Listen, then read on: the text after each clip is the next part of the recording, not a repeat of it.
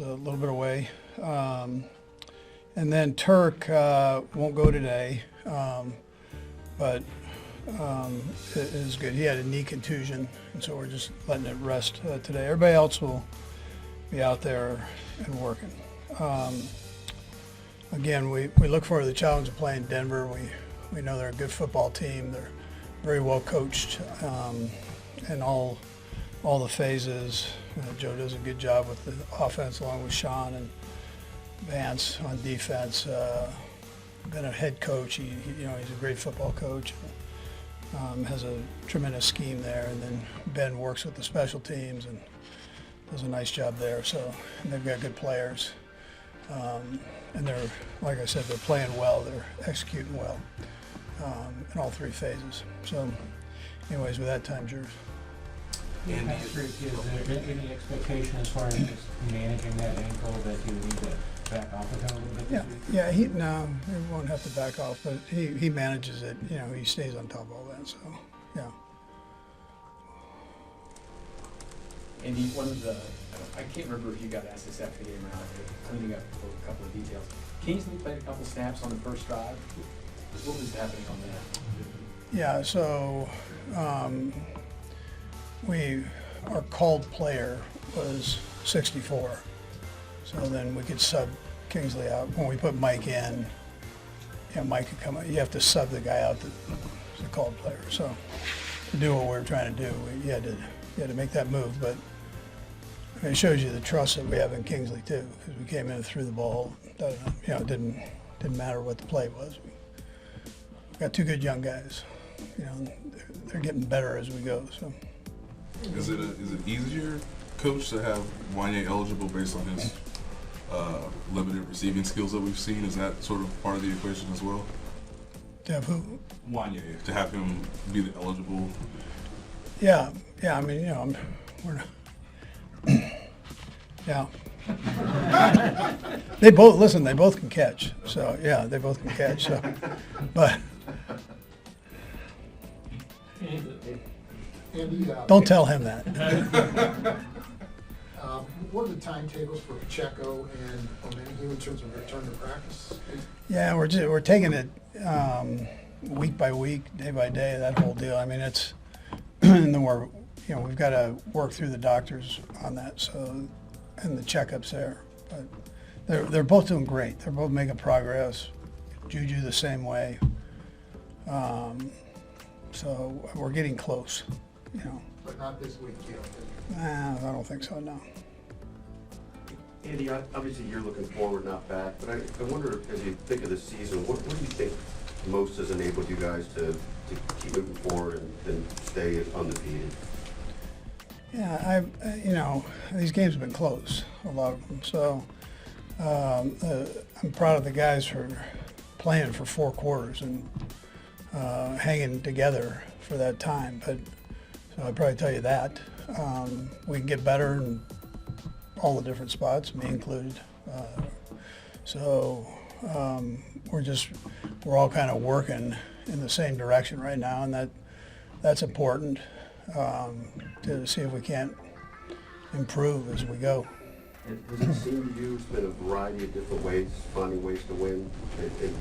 I don't know if more so in the past or not, but does that seem like that to you? Yeah, different things have shown up at important times. I'd tell you, yes. And guys have stepped up, and really all 3 phases have been involved with that. So I'd tell you yes.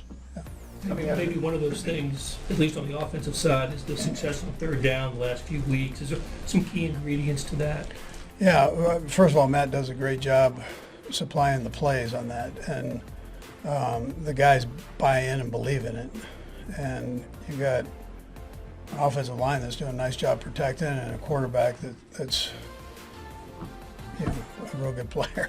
And then the receivers and Kels have just and Noah have done a great job with their execution there. So and staying alive. So if there was a breakdown here or there, they did a great job in coverage. The guys stay alive and are able to get themselves open. But it starts with Matt and what he's put together for them. You mentioned the interior line. Those guys have had ask what stands out about those three in the middle right now? You know, they're all best buddies. I mean, they're always together, and they're good players. They're good players, and they work at it. But they play together long enough where they kind of know each other's strengths and weaknesses and cover up, you know, the weakness and with each other's strengths. So it again, these challenges that we had this week won't be any different. I mean, their inside guys are great, so it'll be another big challenge for those inside three to execute, and just like last week was. I mean, it was a big challenge. So it's but they're good friends. They spend a lot of time together. They study. They're smart guys. And, you know, so. As you watch the film these past few weeks for Xavier, how do you sense that he's developing? What's the messaging come out of last game? Yeah, he's doing a good job. You know, he just had that like of stepping out of bounds there. I mean, but what a great route. That was an adjustment he made to even put himself in that position off of the route. And you know, but he's doing a good job. He didn't have his number dialed up as much as he did the weeks in the past. I mean, most of the stuff ended up going to Kelce and 8. So that, but there'll be weeks like, you know, that his number's called up more. And that just is how it goes in these games. You know. Matt, if it's not gets away any sort of scheme thing, what adjustment did you make on? Yeah, so they clouded that side, and he adjusted back outside and was able to escape where you get yourself forced wide. He was able to keep himself inbounds and escape that corner, not force him wider than the play normally brings you to. So, but I thought he did a great job on that part. And then just, you know, he'll learn from that. Young guy, he'll learn from it. You know, you won't see him step out of bounds very often. That's not, but it was good. It was good. He can take something positive out of it, and then he can take something he can learn from out of it too. Let's go Matt, Todd, and then Nate. Let's go Matt. How much of DeAndre's early success has been just the way that he thinks about football and sees things about football, maybe the same way that Patrick does? Yeah, I mean, they're both football guys, and I'm not sure they turned it off for a long period of time, if at all. He studies like crazy. I mean, we got him in a bunch of different spots. Excuse me.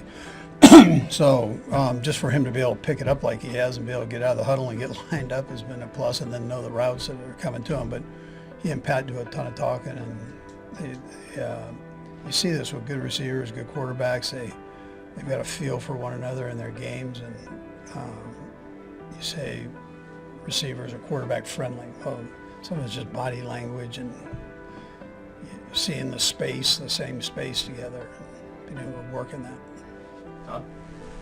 Sean Payton, someone you competed against before, obviously it's year 2 for him there.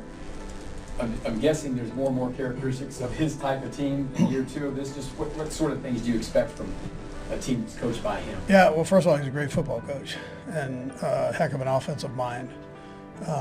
He's got a young quarterback there that you can just see him develop, and every week the kid gets better and better. So he knows how to do all that, and he does it as well as anybody in this league. So they're improving. Their defense is playing out of their mind. They're one of the top defenses in the National Football League. So in a bunch of categories, and you know. The partner of one of Travis Kelce's Kansas City Chiefs teammates has described Taylor Swift as fun, loving, and sweet as she continues to spend time in and around the NFL team. Swift has become close friends with Brittany Mahomes, the wife of Chiefs quarterback Patrick Mahomes, as well as several other players' partners, including Mecole Hardman's fiancée Chariah Gordon.